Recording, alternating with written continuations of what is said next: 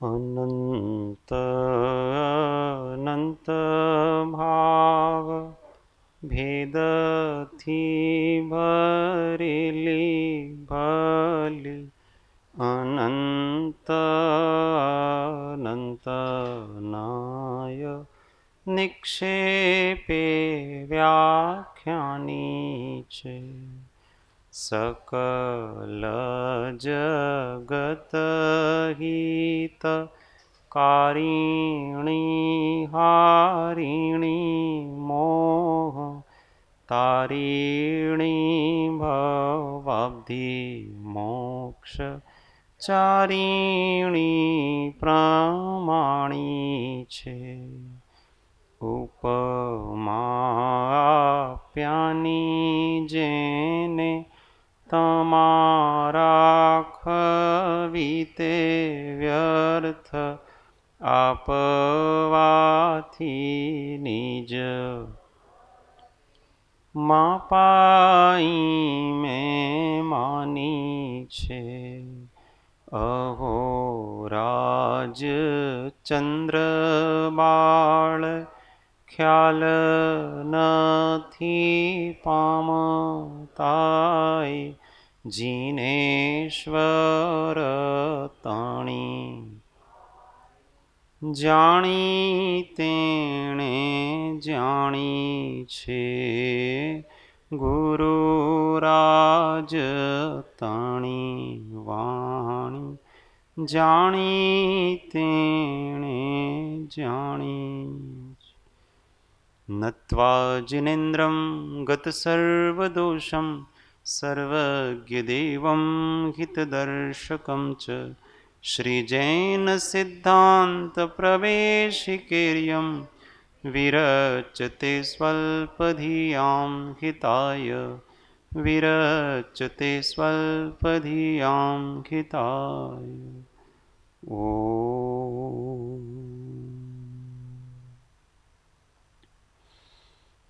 जय सद्गुरु।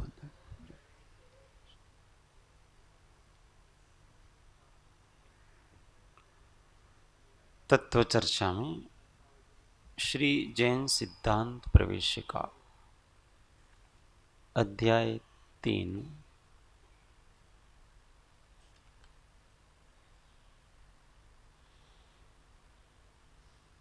प्रश्न संख्या हिंदी में 427, गुजराती में 424। एकाद एक्स्ट्रा क्लास लगावी पड़शे एम लागे छे। चालो चालशे। हाँ, आज बपोर में क्लास राखिए एटले आज आज पूरू कर दिया। ठीक है, पछी थोड़ो तैयारी मळशे, टाइम मळशे। विपुल भाई बपोर में 4 થી 5 स्वाध्याय लखी दे।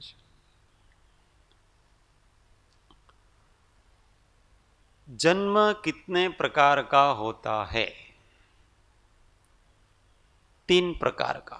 उपपाद जन्म, गर्भ जन्म और सम्मूर्छन जन्म। जन्म किसको कहते हैं?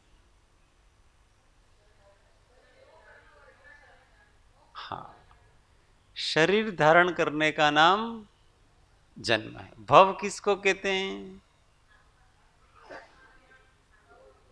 हाँ, नई आत्मा धारण करना। तो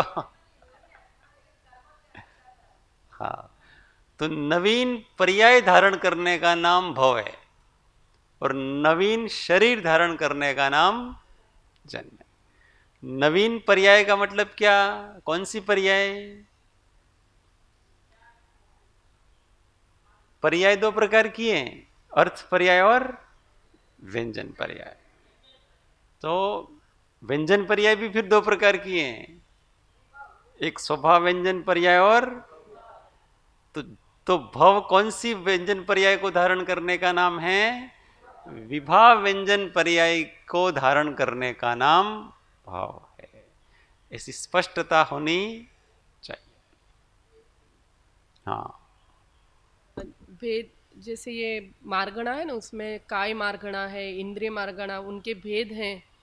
तो इंद्रिय के जैसे ऊपर पहले इसमें बताया एक दो भेद होते हैं ऐसा, हम्म भाव इंद्रिय द्रव्य इंद्रिय ऐसे। हम्म जनरली पूछा जाता है कि इंद्रिय कितने भेद, ऐसा प्रश्न में पूछा गया, अगर दो ऐसा भी हो और पांच ऐसा भी हो तो क्या लिखना। प्रश्न ऐसा आएगा ही नहीं जिसमें कंफ्यूजन हो। कोई प्रश्न ऐसा नहीं जैसे आएगा जिसमें कुछ भी कंफ्यूज हो। जैसे काय मार्गणा में भी ऐसे कहो तो दो काय, त्रस्त काय और स्थावर काय ऐसे, और हम्म फिर ऐसे काय मार्गणा के सात भेद हो, तो सात भेद गिनना कि दो भेद गिनना। अब काय मार्गणा में इस पुस्तक के अनुसार सारे उत्तर होंगे। पुस्तक के अनुसार तो दो ही भेद है, बस, त्रस्त काय और तो वही स्थावर काय। होंगे। देखो हमको उत्तर इस पुस्तक के अनुसार, जैन सिद्धांत प्रवेशिका के अनुसार सारे उत्तर मान्य किए जाएंगे। है। बाकी कहीं कहीं कुछ कुछ चीजें ऐसी है जो आमनाय भेद भी है, तो उसमें इस पुस्तक को ही प्रामाणिक माना जाएगा बस, क्योंकि हम उसको आधार लेकर के कर रहे हैं। बाकी जिन शासन अनेकांत वाला है, कोई क्या समझ रहा है उसकी अपेक्षा से वो उत्तर दे तो, और इसमें तो उत्तर देना भी नहीं है, उसमें तो केवल आपको टिक करना है, इसलिए काय वो भेद, परफेक्ट होगा। काय मार्गणा में ऐसे औदारिक औदारिक का मिश्र, वैकृक वैकृक मिश्र, ये काय मार्गणा के ही भेद हैं कि शरीर के भेद हैं? नहीं, ये तो शरीर के भेद हैं। योग है, योग के। काय मार्गणा में दो प्रकार के होगी, त्रस काय और स्थावर काय। वास्तव में त्रसत्व के योग्य पर्याय में जाना, इसका नाम त्रस काय मार्गणा है।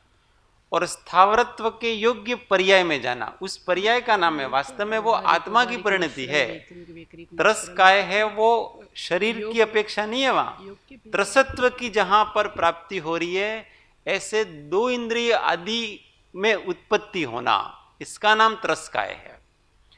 और स्थावरत्व में उत्पन्न होना वो आत्मा की पर्याय है, इसलिए तो उसमें स्पष्ट ही लिखा है वहां पर आत्मा की परिणति, ऐसा लिखा है ना।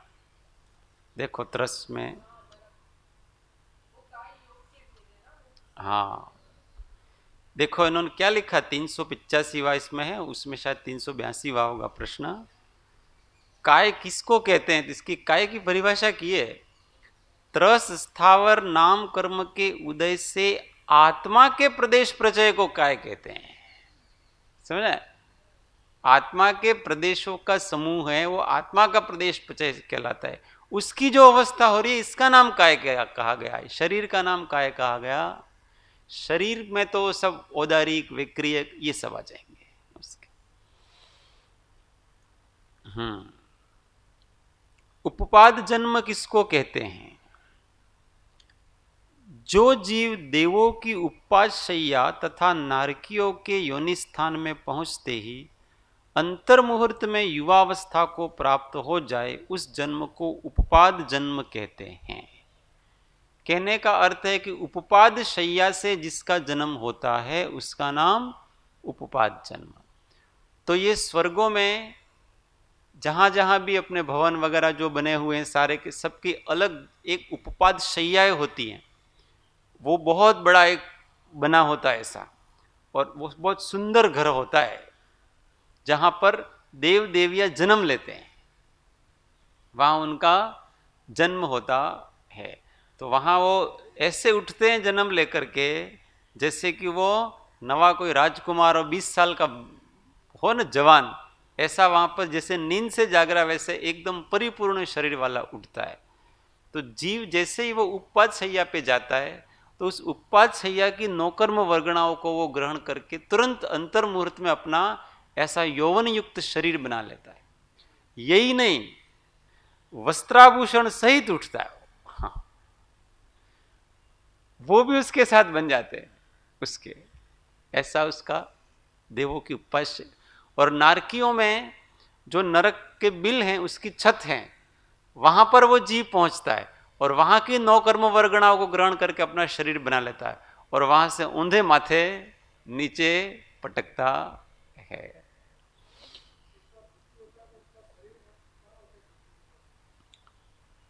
नहीं, वो ये जन्म की बात कर रहे हैं अपन। अगर देव की मृत्यु हुई तो देव का शरीर एकदम गायब हो जाता है, वो जो परमाणु है ना वो बिखर जाते हैं, वहां रहता नहीं है कुछ भी। ऐसे नारकियों का भी शरीर की बिखर जाता है, इसलिए उनके कोई दाह संस्कार आदि करने पड़ते नहीं है। जिस जगह पर है उस जगह विसर्जन हो जाएगा उसका, आत्मा उससे मुक्त होकर के वो दूसरी गति में चला जाएगा। छोड़ने के लिए उस जगह पे जाने की जरूरत नहीं है, वो किसी भी जगह पर है और वो सब छूट जाते हैं। परमाणु आयुष्य कर्म छूट गया और वो आ जाता है उसकी जगह। तो ये उपपाद जन्म कहलाता है। देव और नारकियों के उपपाद जन्म कहलाता है। गर्भ जन्म किसको कहते हैं? तो माता पिता के श्रोणित शुक्र से जिनका शरीर बने उनके जन्म को गर्भ जन्म कहते हैं। माता का श्रोणित अर्थात रुधिर रज और पिता का शुक्र, ये दोनों मिल करके उससे फिर शरीर धीरे धीरे डेवलप होता है, उसका नाम गर्भ जन्म कहलाता है। गर्भ जन्म किनका होता है? मनुष्य और तिर्यंचों के। सम्मूर्छन जन्म किसको कहते हैं? जो माता पिता की अपेक्षा के बिना इधर उधर के परमाणुओं को शरीर रूप परिणमावे, उनके जन्म को सम्मूर्छन जन्म कहते हैं। इसमें माता पिता की जरूरत नहीं होती है, वो किसी भी जगह के कर्म नौ कर्म वर्गणाओं को ग्रहण कर लेते हैं और अपना शरीर बना लेते हैं। अलग अलग, कोई लाइट में है तो उस लाइट से कर लेंगे तो वहीं कीड़ा पैदा हो गया, कोई मिट्टी से ले लेता है, कोई कहाँ ले लेता है, किसी भी जगह से वो परमाणु को ले सकते हैं। अब सम्मूर्छन जन्म में भी माता पिता की जरूरत नहीं होती है, उपपाद जन्म में भी माता पिता की जरूरत नहीं होती है। तो और उपपाद जन्म में भी वो नौ कर्म वर्गणाओं को बाहर से ग्रहण करके शरीर बनाता है। सम्मूर्छन जन्म में भी वो बाहर से नौ कर्म वर्ण को ग्रहण करके। तो इन दोनों जन्मों में अंतर क्या है? कौन बताएगा? हाँ रेखा। यस, वेरी गुड, बहुत अच्छा। इस बात पे ताली बजाई जाए भाई। ये इतनी सूक्ष्म बात थी जिसको बहुत सोचो तो ही समझ में आए उसके। तो दोनों में अंतर क्या है कि उपपाद जन्म वाले वो पर्टिकुलर उपपाद शैया है, उसी के नौ कर्म वर्गणाओं को ग्रहण करेगा। वहां भी बिना माता पिता के सब हो रहा है, जैसे सम्मूर्छन वालों को हो रहा है वहां। और सम्मूर्छन जन्म में वो किसी भी जगह की नौ कर्म वर्ग को ग्रहण कर लेता, कहीं भी 10 दिशाओं से, पर वहां पर वो पर्टिकुलर नौ कर्म वर्गणा है। यहां के परमाणु को ग्रहण करके कोई देव नहीं हो सकता। वो उपाश्चर्य की नौ कर्म वर्गणा है, उन्हीं में ऐसी ताकत है। पर सम्मूर्छन जीवों का ऐसा नहीं, वो कहीं से भी कुछ भी उठा करके अपना शरीर बना लेते। ये दोनों में अंतर है। बहुत अच्छा, सोच विचारते भी हैं, धीमे धीमे सोच विचार करना। सम्मूर्छन जीवों की ज्यादा उत्पत्ति गंदगी वाले स्थानों पे होती है कि कहीं पे भी कहीं भी हो जाती है। सम्मूर्छन जीवों की उत्पत्ति गंदगी वाले स्थान ही होती है, कहीं भी हो जाती है, कहीं भी हो जाती है। लाइट गंदगी नहीं है, नहीं, मतलब ज्यादा मात्रा ऐसे कम ज्यादा नहीं कह सकते हैं उसको। नहीं, हाँ, कम ज्यादा भी कुछ नहीं कह सकते उसको। कहीं भी उत्पत्ति हो जाएगी सम्मूर्छन जीवों की, बस उनकी अलग अलग प्रकार की, किस प्रकार का जीव है उसके आधार पर है। गंदगी वाले जीव वगैरह उसमें भी होती है, सब में होती है। 431, किन किन जीवों के कौन कौन सा जन्म होता है? तो देवनारकियों के उपपाद जन्म ही होता है नियम से। जरायुज, अंडज और पोत, ये पोत ज लिखा है, ज निकाल देना, पोत पोत ही है ना, हाँ ठीक है। जरायुज का मतलब होता है जिसका शरीर ऐसे थैली से लिपटा हुआ होता है, मांस आदि से लिपटा हुआ होता है। तो जन्म होते ही तुरंत चल फिर नहीं सकते हैं वो, उसको जर अर्थात थैली, उस थैली से लिपटा हुआ होता है और वहां से भी फिर वो बाहर निकलता है। तो वो जन्म होते ही तुरंत दौड़ने भागने नहीं लगते हैं वो, उसको जरायु, जैसे बच्चा है जन्म होते ही तुरंत दौड़ता भागता नहीं है। हाँ, तो जरायुज में मनुष्य भी होते हैं और जरायुज में तिर्यंच भी, पशु भी होते हैं, दोनों होते हैं। अंडज में जो अंडों से जिसका जन्म होता है, अंडा उनका शरीर है, वो अंडों के रूप में नौकर्म वर्गणाओं को परिणमित करा लेता है, फिर उसी से शरीर बन जाता है। मुर्गी आदि के, हाँ,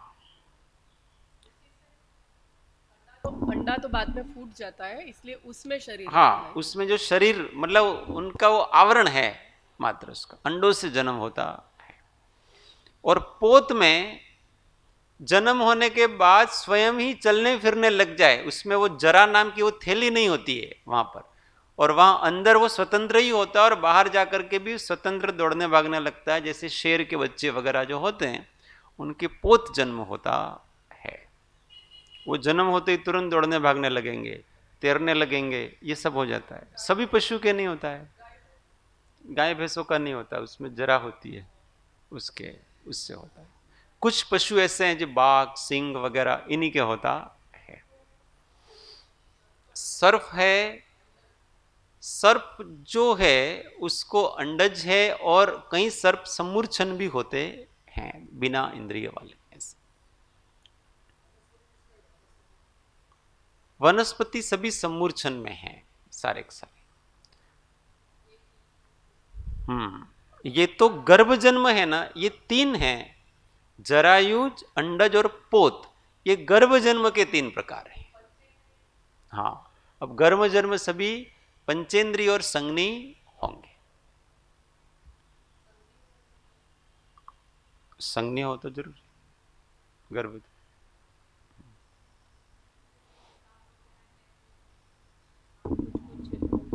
असैनी होते हैं, लेकिन उनके अंडज वगैरह सांप है, मेढक है, वो सब असैनी भी होते हैं ना। हाँ, तो वो समूर्छन जन्म होगा उनका, पर जो सैनी होंगे उनके तो अंडज ऐसे गर्भ जन्म ही होगा।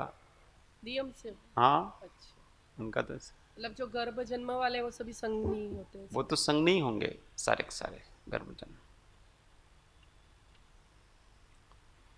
जो पक्षी वगैरह भी असंज्ञ होते हैं तो वो उनका समूर्छन जन्म ही है, असंज्ञ नियम से समूर्छन जन्म वाले होते हैं। हाँ, अंडज वो गर्भ जन्म है, गर्भ जन्म के तीन, जो को समझो हर चीज को बराबर। हाँ, नहीं, बहुत से पक्षी ऐसे होते हैं जो समूर्छन होते हैं, और बहुत से पक्षी जो संज्ञी पंचेंद्रिय पक्षी हैं वो अंडज होंगे, उनका अंडों से जन्म होगा। परंतु जो समूर्छन पक्षी हैं, जैसे समूर्छन पशु भी हैं, जैसे सांप, मेढक, ये भी हैं, तो उनका तो वो उस पानी की वर्गणाओं को लेकर के, क्योंकि जो जो अजगर, सांप वगैरह जो पानी में रहते हैं ना, जलचर, वो अधिकांश समूर्छनी होते हैं। मतलब जो स्वयंभू रमण समुद्र में महामच्छ जो है सबसे बड़ा राघव मच्छ, वो समूर्छन जीव है, जो 1000 योजन वाला है वो समूर्छन है।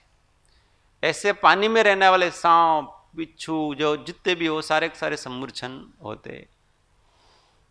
इसलिए पानी में रहने वाले जो सांप वगैरह होते हैं वो जहरीले नहीं होते,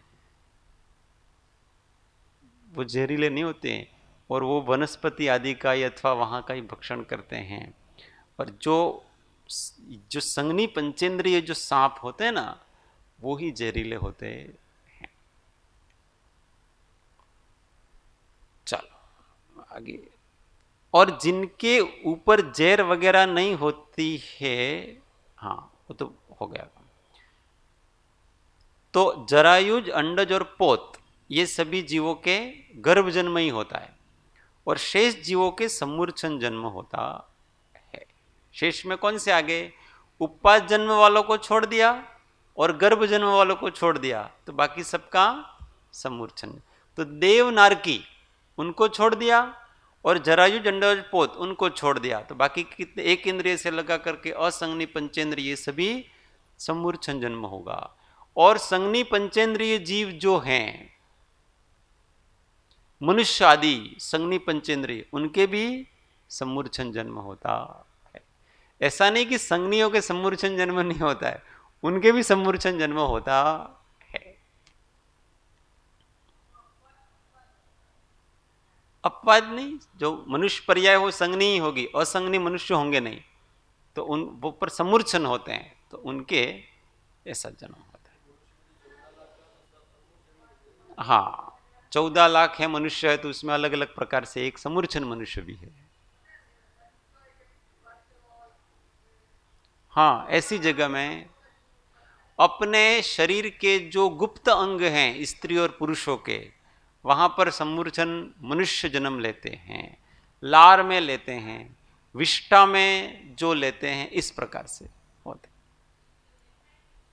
दिखते नहीं है, हमको चिंता नहीं करने की, वो अंतर्मुहूर्त में पैदा भी हो जाते हैं, मर भी जाते हैं, बहुत चिंता उनकी करनी, पर भगवान ने देखें कि ऐसा होता है। अब 14 लाख मनुष्यों की योनियां हैं, उसमें एक योनि ये भी है, वो अपने हिसाब से जीते हैं, अपने हिसाब से मरते हैं, अपन उसमें कुछ नहीं कर सकते। बस अपने को ऐसा पता पड़े कि ये उस समूर्छन मनुष्य का योनि स्थान है, तो अपने को सावधान रहना चाहिए, बस अपनी तरफ से, इतनी सी बात है। बाकी हम उसको जिला सकते और मार सकते हैं ऐसा नहीं है।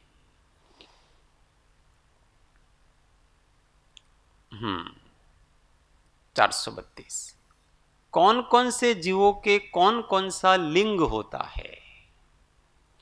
तो नारकी और समूर्छर जीवों के नपुंसक लिंग होता है नियम से। सभी प्रकार के नारकी और सभी प्रकार के समूर्छन, अर्थात एक इंद्रिय से लगा करके असंगनी पंचेंद्रिय और जो मनुष्य जो भी है समूर्छन, समूर्छन जो जीव वो सभी नपुंसक होंगे और नारकी भी सभी नपुंसक होंगे। देवों के पुल्लिंग और स्त्रीलिंग दो होते हैं, देव देविया होती है, वहां नपुंसक देवों के नहीं होते हैं। देवों में अलग जातियां हैं, जैसे किन्नर, किम पुरुष, ये सारे, परंतु वो नपुंसक नहीं है, उनकी जाति का नाम किन्नर है। और शेष जीवों के तीनों लिंग होते हैं। अब शेष में कौन कौन से बच गए? तो गर्भज मनुष्य, गर्भज पशु, गर्भज पक्षी वगैरह ये सारे जीव बच गए, तो उनके सबके तीनों लिंग होते हैं। उसमें भी कर्म भूमि के जो मनुष्य और पशु होते हैं उन्हीं के तीनों लिंग होते हैं। बाकी भोग भूमि के मनुष्य और पशु पक्षी होते हैं, वो नपुंसक होते नहीं हैं, वो स्त्री अथवा पुरुष ही होंगे। सब विशेषताएं तो हमारे अंदर ही हैं, सब कुछ जितनी चीजें घटती हैं वो हमारे अंदर ही घटती हैं। वास्तविकता तो ये है कि इस पूरे लोक में एक जहां दुख है ना, दुख तो एक नरक की पृथ्वियों में है और एक कर्म भूमियों में है। बाकी कहीं दुख नाम की कोई वस्तु नहीं है। भोग भूमियों में भी सुखी सुख है, स्वर्गों में भी सुख सुख है, सिद्धों के भी सुखी सुख है, सब जगह सुख है। 433 जीव समास किसको कहते हैं? जीवों के रहने के ठिकानों को जीव समास कहते हैं। अभी देखो, मार्गणा और जीव समास में क्या अंतर? मार्गणा किसको कहते हैं? हाँ, जहां जहां जीवों का अन्वेषण किया जाता है, जिन जिन पर्यायों में, जिन जिन अवस्थाओं में, उसका नाम है मार्गणा। और जीव समास, तो जीवों के रहने के ठिकानों को जीव समास कहा। तो यहां तो वहां भी ठिकाना ही आ गया, वहां भी ठिकाना ही कह रहे कि इस जगह पर मिलते हैं मार्गणा स्थानों में। और यहां भी ऐसा ही कहा कि इस जगह पर वो होते हैं, तो दोनों में अंतर क्या रहा? वहाँ तो वो मिलते हैं और इधर वो रहते हैं। हाँ, वहाँ तो वो मिलते हैं, मतलब उस स्थान पे वो उस स्थान पे, और यहाँ भी यहाँ ठिकाना ऐसा ही यहाँ कहा। वो रहते हैं। मिलते हैं और रहते हैं में तो कोई अंतर नहीं, वो तो पर्याय विशेष हैं, अवस्था विशेष हैं। मार्गणाएं गति हैं, जात वो अन्य जो जो भी प्रकार के हैं, वेद हैं, ये सब अवस्थाएं विशेष हैं। ये तो उनके समूह बांटे। फिर समूह को बांटना और इकट्ठा करना, उसको संक्षेप में इसका नाम समास कहलाता है। मिलते हैं, कहां कहां रहेंगे? तो इतनी इतनी 14 जगह रहेंगे। अब उन 14 जगहों को भी आपने वर्गीकरण करके एक निश्चित स्थानों को में कर दिया कि ये इसका नाम समास है। मार्गणाओं को संक्षेप करना इसका नाम समास कहलाता है। मार्गणाओं का बहुत विस्तार है और उस समास में क्या करेंगे, उन्हीं को फिर वो संक्षेप में कर डालेंगे, इसका नाम समास कहलाता है। इन हाँ हाँ हाँ, तो भेगापन समास का मतलब जोड़ना, उसको जोड़ देंगे। अब 14 मार्गणाओं में भी अलग अलग मार्गणाएं हैं, अलग अलग, तो अलग अलग मार्गणाओं में रहे एक प्रकार के जीवों को समास बना के जोड़ देंगे वहां पर। उसमें अलग अलग गतियों के आ जाएंगे, अलग अलग वेदों के आ जाएंगे, सब आ जाएंगे, उसको एक कर देंगे उसमें, इंद्रियों के आधार पर और मन के आधार पर। तो यहां इंद्रिय और मन का ही आधार लिया जाएगा, अन्य किसी का आधार लिया जाएगा नहीं। वहां अन्य अन्य बहुत सारे आधार लिए जाते हैं। इसलिए वास्तव में मूल जीव समास कितने हैं? 98। मूल में जीव समास कितने हैं? 98 नहीं। जैसे 14 मार्गणाएं हैं वैसे कैसे 14 जीव समास हैं। कौन बताएगा? 14 जीव समास होते ना। हाँ अच्छा, हाँ, सूक्ष्म बादर ये।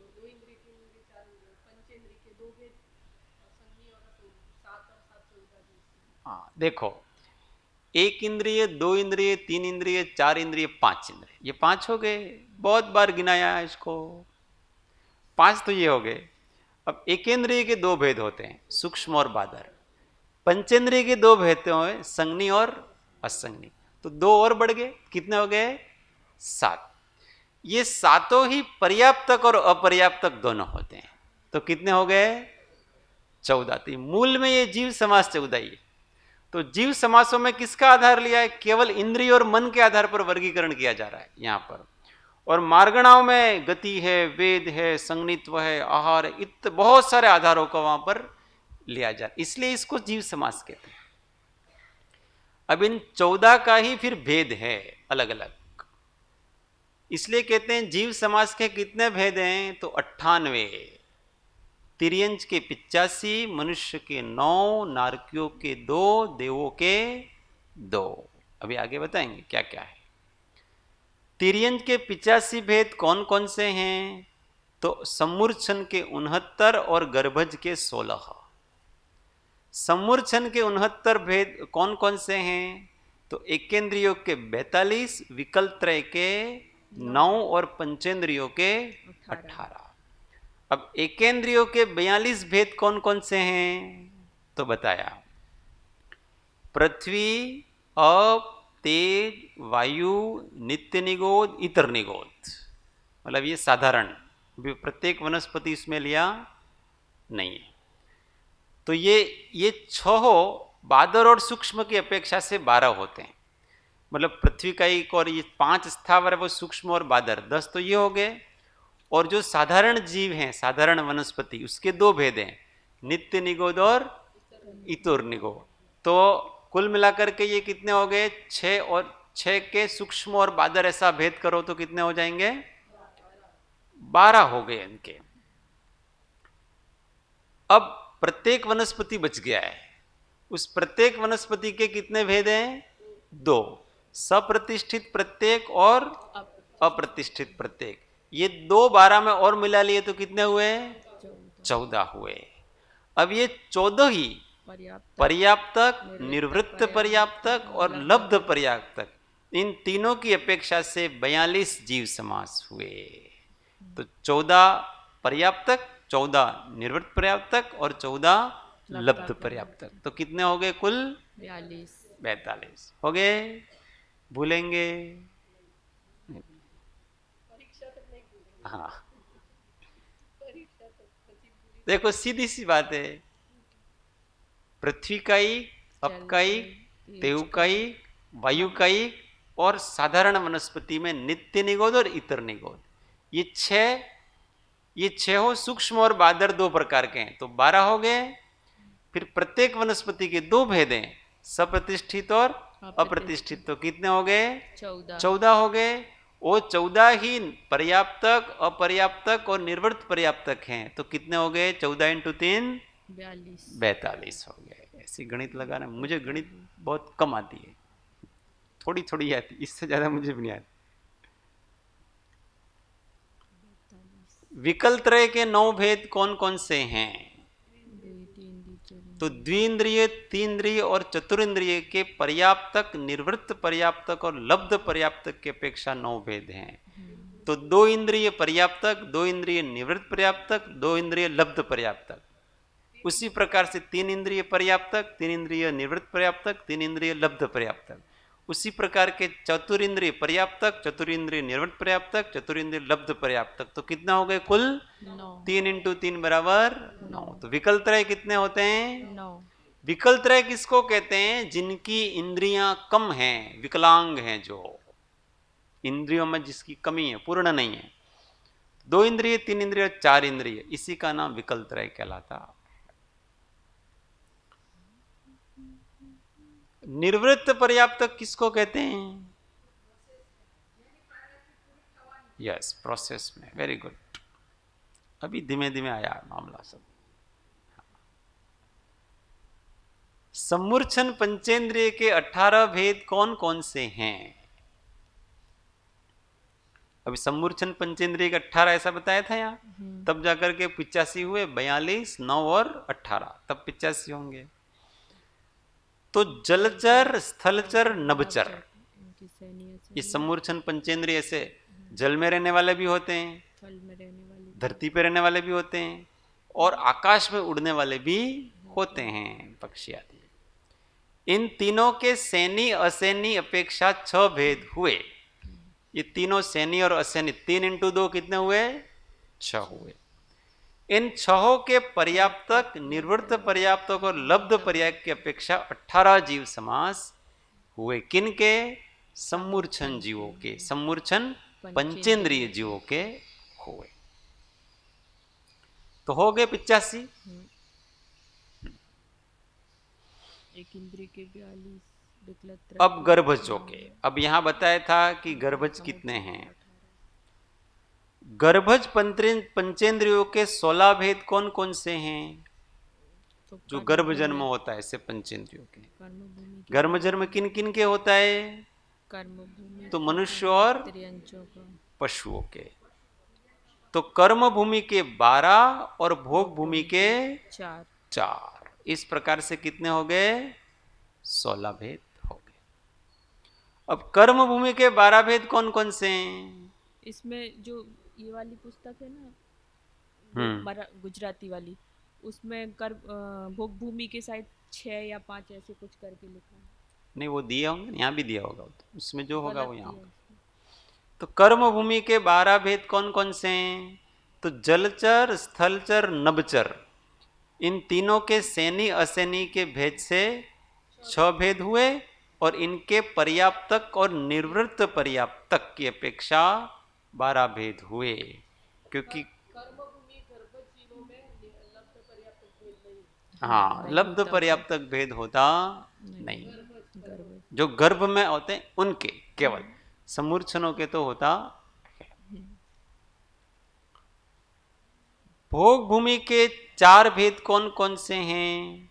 तो स्थलचर, जलचर, वहां पर नभचर नहीं होते हैं, आकाश में उड़ने वाले भोग भूमियों में होते नहीं। तो इनके पर्याप्तक और निर्वृत्त पर्याप्तक की अपेक्षा 4, वहां पर भी अपर्याप्तक नहीं होते हैं, पर्याप्तक होते और निर्वृत्त पर्याप्तक होते हैं। सॉरी, अपने ना इस जलचर के बदले आप नभचर करो। हाँ, नभ ही है ना।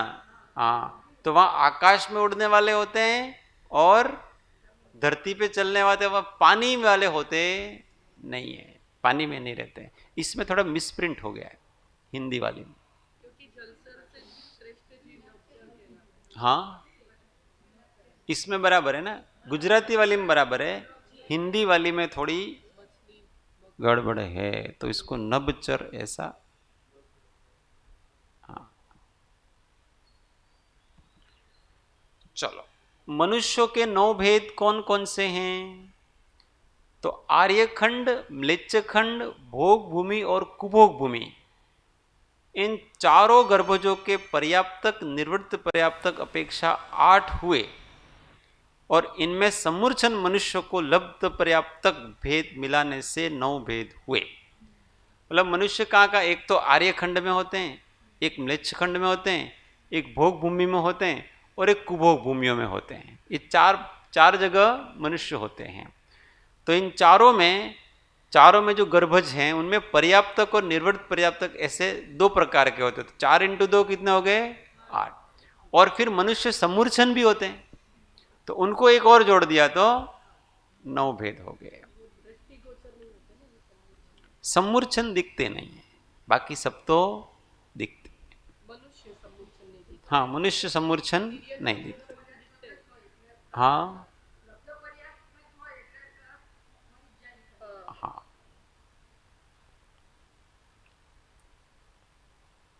चिंता नहीं करना, अभी इतने कड़क कड़क प्रश्न नहीं आएंगे आप ज्यादा, तो गणित कैसे लगाएंगे। 444 जो सामान्य व्यक्ति कर सकता है ऐसे ही सारे प्रश्न होंगे, इसलिए 100 में से 100 नंबर लाने वाले 50 लोग होंगे, क्योंकि यहां तो सामान्य से सब ऊपर है। इसलिए मेहरबानी करके कोई भी देख करके नहीं लिखने का है, मैंने कल भी कहा था आज भी। इसलिए कि देख करके लिखने से हमारी परीक्षा नहीं होती है। देख करके तो टिप दिया आपने, यहां से यहां लगकर टूट उठा करके यहां कर, आपकी परीक्षा कहां हुई इसमें? नहीं, ढूंढने में दिक्कत, देख के लिखने वाला केवल नंबर के अभिप्राय से लिखता है।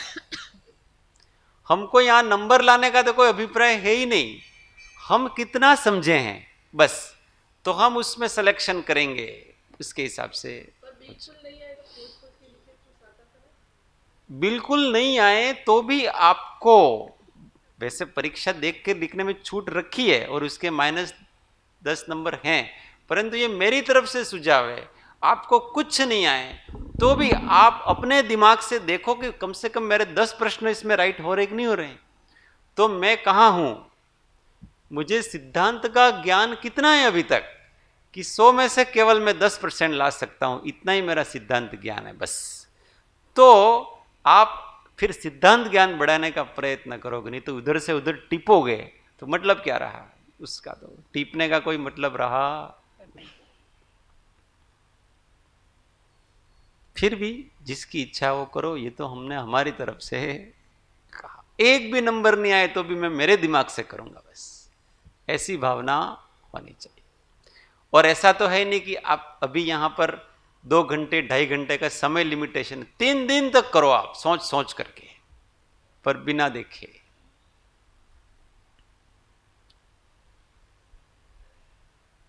वो तो देखने वालों को तो कोई कि जो बिल्कुल ही डर जाता है उसको, भाई चलो तू देख के भी लिख तो कम से कम तेरे 2 घंटे तो अच्छे जाएंगे। नारकियों के 2 भेद कौन से हैं? पर्याप्तक और निर्वृत्त पर्याप्तक। वहां अपर्याप्तक नारकी होते नहीं। देवों के 2 भेद कौन से हैं? पर्याप्तक और निर्वृत्त पर्याप्तक। मतलब वो जो देव का शरीर बन रहा है पूरा हुआ नहीं है तब तक उस देव को निर्वृत्त पर्याप्तक ऐसा कहेंगे। नारकी का शरीर बनने का प्रोसेस है तब तक पर्याप्तिया बनने का, तब तक उसको निवृत्त पर्याप्तक ऐसा कहेंगे। तो निवृत्त पर्याप्तक देव और नारकी तो कितने समय के लिए होते हैं? अंतर मुहूर्त मात्र के लिए होते हैं, बाकी सारा जीवन वो पर्याप्तक ही होते हैं। हाँ, अब देवों के विशेष भेद कौन कौन से हैं? 4 हैं। भवनवासी, व्यंतर, ज्योतिष और वैमानिक। भवनवासी किसको कहते हैं? जो भवनों में रहते हैं उनका नाम भवनवासी है। तो भवनों में तो व्यंतर भी रहते हैं, भवनों में वैमानिक भी रहते हैं, भवनों में ज्योतिष भी रहते हैं। चारों अपने अपने भवनों में, कोई खुले आकाश में जंगल में तो रहते नहीं है, सब अपने अपने भवनों में रहते हैं, परंतु इनको रूढ़ी से भवनवासी ऐसा कहा गया है, बस, और कोई इसका कारण नहीं। क्योंकि हम ऐसा कहेंगे कि पाताल लोक में इनके रहने के लिए भवन बने हुए हैं, उसमें रहते हैं, अथवा मध्य लोक में उनके लिए भवन बने उसके, तो वैमानिकों के भी भवन बने हुए हैं, वहीं रहते हैं वो। वेंतरों के भी भवन बने हुए हैं, वो वहीं रहते। ज्योतिष में भी वहां भी भवन ही बने हुए हैं, वो वहीं पर रहते हैं। इसलिए रूढ़ी से उनको भवनवासी ऐसा कहा गया है, और कोई कारण वहां पर होता नहीं है। हाँ, अलग इसलिए पढ़ते हैं कि एक तो ये नीचे पाताल लोक में रहते हैं और मध्य लोक में रहते हैं, फिर इनका पुण्य कम होता है। ऊपर ऊपर के देवों के पुण्य अधिक होते हैं, नीचे नीचे के देवों के पुण्य कम होते हैं। व्यंतरवासी देव हैं, वो कहाँ रहते हैं? तो मध्य लोक में अत्र तत्र सभी व्याप्त होकर के रहते हैं। तो व्यंतरों की अपेक्षा इनको भवनवासी का है कि व्यंतर है वो किसी पेड़ की कोटर में भी अपना आवास बना लेगा, वहां रह जाएंगे, परंतु भवनवासी ऐसा आवास नहीं बनाएगा, वो तो पर्टिकुलर अपने घर में ही रहेगा।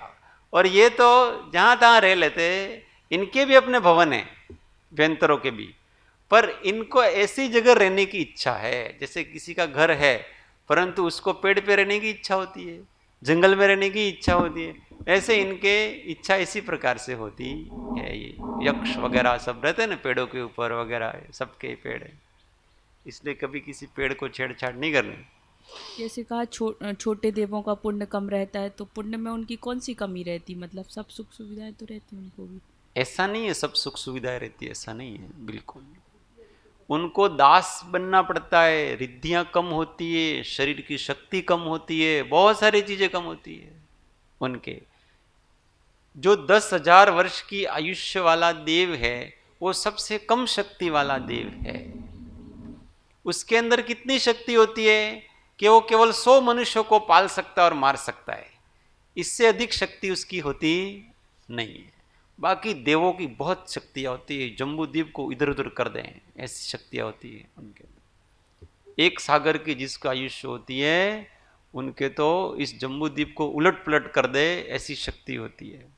एक पल्ले की आयुष्य वाला जो देव होता है, व्यंतर भवनवासी अथवा जो भी, वो पूरे 6 खंडों को उठा के पटक दे, और 6 खंड में जितने जीव हैं उन सब का पालन पोषण कर सकता है, उन सबको ध्वस्त कर सकता है। ऐसी शक्ति पल्योपम के आयुष्य वाले देव की होती है। इस अपेक्षा से वो कम कम है, रिद्धियां में भी कम है, ऐसा।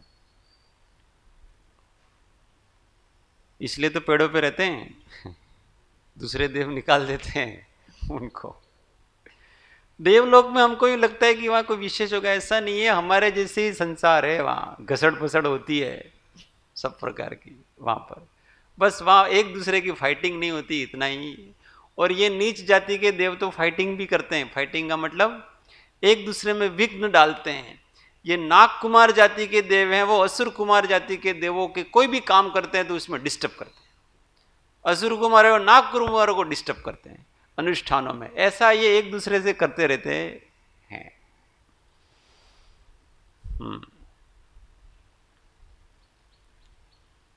देवों के प्रति हमको कभी भी बहुमान नहीं आना चाहिए, पर उनके प्रति अनादर भी आना नहीं, पूजनीयता नहीं होनी चाहिए इनके प्रति। ये सब अपने दास हैं। राम लक्ष्मण सीता तीनों वन में रहते हैं, तो वहां पर देव लोग उनको दास होकर के घूमते फिरते हैं उनके आगे पीछे। कहीं भी जाते हैं तो महाराज बताइए हम आपके लिए क्या कर सकते हैं, वो कि नहीं चाहिए हमको तुम्हारा कुछ भी, वो आगे पीछे घूमते हैं उनके। कहीं तो महल खड़ा कर देते हैं ना, कहीं क्या खड़ा कर देते हैं ना, को क्या करते हैं ना, ऐसे फिर उनको ठुकरा करके वो चले जाते हैं। जब सीता का हरण हुआ था तब देवों ने रक्षा क्यों नहीं की? फिर सीता का पुण्य नहीं यहाँ तो जब तक पुण्य का उदय होता है तभी उनकी रक्षा होती है, नहीं तो कोई पास में आता नहीं है। मम्मी पापा भी नहीं आए तो देव क्या है अरे उनके जो जो उनके पति थे वो भी नहीं आए, उनका देवर था वो भी नहीं आया, तो देव कहां से आएंगे? उनके देव तो दूर की वस्तु है ना। उनके पाप तो पाप ही है, इसलिए सब अपने पाप पुण्य के ऊपर डिपेंड है। यहां कोई किसी की सहायता नहीं करता है, ये जीव स्वयं ही अपनी सहायता करता है। व्यंतर का मतलब ही होता है जो व्याप्त होकर के रहते हैं, मध्यलोक में अत्र तत्र सब सर्वत्र। और ज्योतिष का मतलब होता है जो ज्योति रूप विमानों में रहते हैं। ये इनका नाम भी रूढ़ी से ही है, क्योंकि सभी विमानों की ज्योतियां होती हैं। वैमानिक देवों के विमान होते वही ज्योतिपूर्ण ही होते हैं, ऐसा थोड़ी कि उनमें अंधेरा होता होगा, वो भी मणियों से बना होता है, परंतु हमको ये दिखते हैं और वो चमकते हुए दिखते हैं, इसलिए रूढ़ी से हम लोग उनको ज्योतिष ऐसा कहने लग गए हैं। बाकी ज्योतिष सब होते हैं। तो ये तीनों भवंत्रिक कहलाते हैं, भवन में रहते हैं। और वैमानिक ये विमान विशेष प्रकार की रिद्धि सिद्धियों से युक्त जो निवास स्थान हैं, उन निवास स्थानों में जो रहते हैं उनको विमान कहते हैं।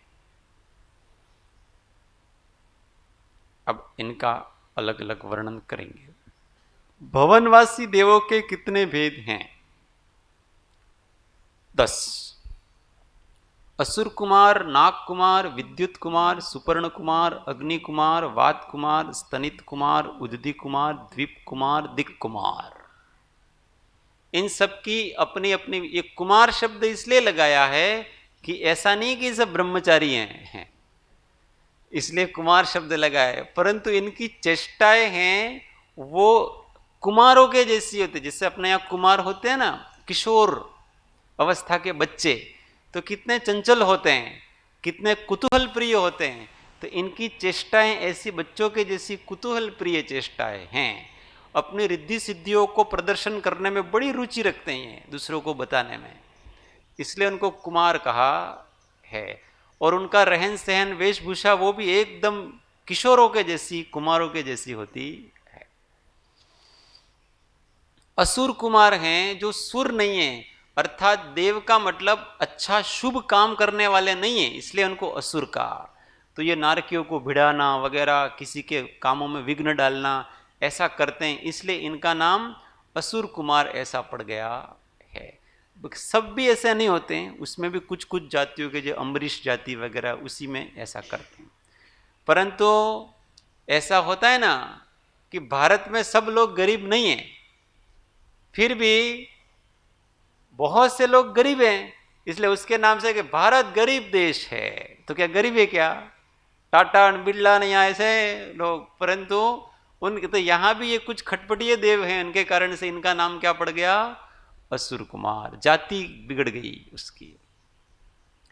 नाग कुमार, ये नाग कुमार नाम इसलिए पड़ा है कि इनका नाग रूप विक्रिया करने का उनको कुतूहल होता है। ये विक्रिया करेंगे अपने शरीर को, तो कैसे करेंगे? वो सांप के जैसा बना लेंगे। चंदन के वृक्षों पर नाग बन करके लिपट करके रहने में बड़ा मजा आता है इनको, इसलिए इनका नाम ही क्या पड़ गया? नाग कुमार। और इनके जो मुकुट होते हैं उसमें वो नाग का चिन्ह होता है, इसलिए इनको नाग कुमार कहते हैं। बहुत सुंदर होते हैं नाग कुमार, सुंदर सब होते हैं। विद्युत कुमार, जिनका शरीर बिजली की तरह एकदम चमकीला तड़क भड़क वाला होता है, उसको विद्युत कुमार कहते हैं। इनका काम क्या है? तो जो तीर्थंकर भगवान का जब निर्वाण कल्याणक होता है और उस समय जो वहां पर शुद्ध अग्नि उत्पन्न करनी होती है, वहां ये अग्नि कुमार और विद्युत कुमार दोनों काम करते हैं। सुपर्ण कुमार, इनको ये अपने शरीर को पंख वाला करने की विक्रिया करना पसंद है उनको। वैसे तो उनका शरीर सुंदर होता है स्वाभाविक, परंतु विक्रिया करते हैं तो वो पक्षी बनते ही हैं और अलग अलग प्रकार के पक्षी बन करके विक्रिया करते रहते हैं, इसलिए इनका नाम ही बन गया सुपर्ण कुमार। अग्नि कुमार, ये अग्नि की तरह जाज्वल्यमान इनका शरीर और आभूषण होता है, इसलिए उनको अग्नि कुमार कहते हैं। ये निर्वाण कल्याणक में अग्नि जलाते हैं और फिर उनके तीर्थंकर का जो शरीर होता है उसका दाह संस्कार करते हैं। तीर्थंकर का कृत्रिम शरीर बनाते हैं। वैसे तो उनके केवल नाखून और केश ही रह जाते हैं केवलियों के, बाकी तो सब गायब हो जाता है देव और नारकियों की तरह। उनको तो वो क्षीर सागर में ले जाकर के डाल देते हैं, उनको तो जलाते नहीं हैं, परंतु अपना निर्वाण कल्याणक मनाने के लिए फिर वो जैसा तीर्थंकर था ना वैसा के वैसा एक नया शरीर बना लेते हैं विक्रिया से, उसी प्रकार का, और उसका दाह संस्कार अग्नि संस्कार करते हैं। उस अग्नि संस्कार में ये अग्निदेव हैं, वो शुद्ध अग्नि पैदा करते हैं जिसमें बादर निगोदिया जीव होते नहीं हैं। तो उस अग्नि से फिर उसका दाह संस्कार किया जाता है और देव लोग उसके कल्याणक निर्वाण कल्याणक मनाते हैं, वहां ये काम आते हैं देव, इसलिए उनका नाम अग्नि कुमार है। वात कुमार ये वायु चलाने में एक्सपर्ट होते हैं। तीर्थंकर जो भगवान का समूह शरण होता है और उनका जब विहार होता है तो उसमें मंद सुगंधित वायु चलाने का काम ये वात कुमार नाम के देव करते हैं, इसलिए उनका नाम ही वात कुमार पड़ गया है, वायुदेव ही हैं सारे के सारे। स्तनित कुमार ये ध्वनि करते हैं, उनको जय घोष करना बड़ा मजा आता है उनके, तो तीर्थंकर भगवान के समूह शरण में आगे आगे वो जय घोष करते हुए चलते हैं, इसलिए इनका नाम स्तनित कुमार ऐसा पड़ गया है। उदधी कुमार, उदधी मतलब होता है समुद्र, ये समुद्रों में जल क्रीड़ाएं करना इनको बड़ा पसंद है, इसलिए इनका नाम उदधी कुमार पड़ा है। द्वीप कुमार, द्वीप का मतलब जो अलग अलग प्रकार के द्वीप होते हैं उसमें जाकर के वनों में वगैरह में ये क्रीड़ाएं करते रहते हैं, इसलिए इनका नाम द्वीप कुमार पड़ गया है।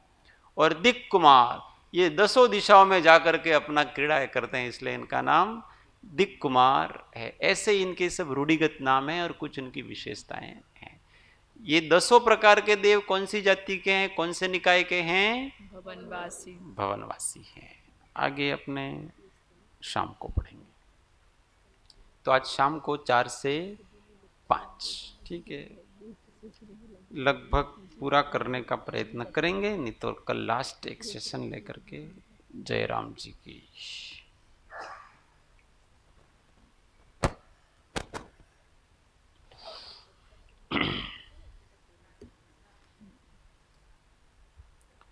थोड़ा थोड़ा सिद्धांत ज्ञान भी अपने को होना चाहिए। अपने को लगता है कि इसमें मजा नहीं आता है, क्या बहुत से कहते हैं रस पढ़ तो एक और ले जाना, क्यों ले जाना, मेरे पास तो है, 2 चाहिए पड़ती है। हाँ, आता नहीं है उसमें रस नहीं पड़ता है, आता है तो रस पड़ता है। जिसको तत्व का निर्णय हो गया है, पदार्थ के स्वरूप का निर्णय हो गया है, इसके बाद वो सिद्धांत का अभ्यास करता है, क्योंकि अध्यात्म तो थोड़ी सी चीज है ना, परमार्थ तो थोड़ा सा ही है, वो तो आपने के अंदर सुस्थित हो गया है। अब क्या करोगे? अब आपके चित्त को लगाने के लिए आगम में विविध विविध प्रकार का ज्ञान है, उसको आप अभ्यास करते जाओ, तो आपका उपयोग अन्य अन्य जगह जाएगा नहीं। पर एक बार दृष्टि को बराबर विकसित कर लेना, ये सब पढ़ते पढ़ते पढ़ते पढ़ते पागल नहीं हो जाने का है। शांत होकर के सब पढ़ने का, दिमाग को बहुत अधिक लोड देने का, शांत होकर के सभी अभ्यास करने का है। अपनी शांति नहीं जानी चाहिए, अपनी निराकुलता नहीं जानी चाहिए, हड़बड़ाहट नहीं होनी चाहिए, ये सब चीज। मोहनीय को हमेशा बराबर टारगेट करके रखो। परीक्षा में भी कोई प्रश्न नहीं आए तो हड़बड़ाहट नहीं आए तो नहीं आए, क्या हो जाएगा? मेरे नंबर कम आ गए, 0 नंबर है, क्या हो जाएगा? मेरे आत्मा को कोई समाप्त कर सकता है? मेरी सत्ता का कोई नाश कर सकता है? ये वास्तव में जो कंपैरेटिव फीलिंग है वो अज्ञान है। ये क्या है? अज्ञान है।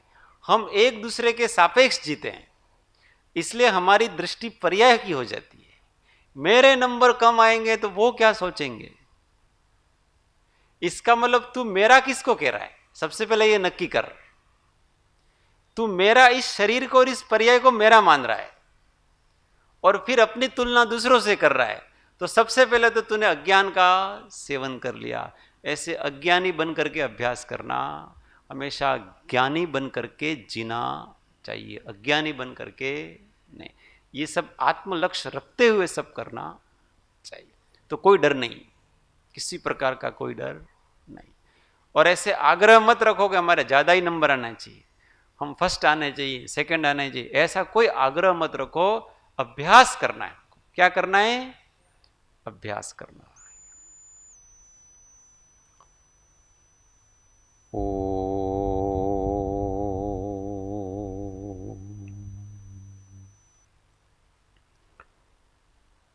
सुखधाम अनंत सुसंत चहि, दिन रात्र रहे तध्यानमय, पर शांति अनंत सुधामय जे, प्रणमो पद तेवर तेज, ओ प्रणमो पद तेवर तेज।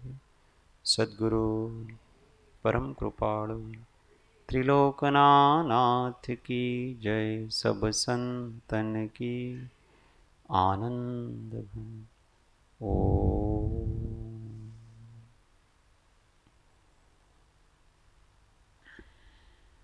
जय जिनेन्द्र।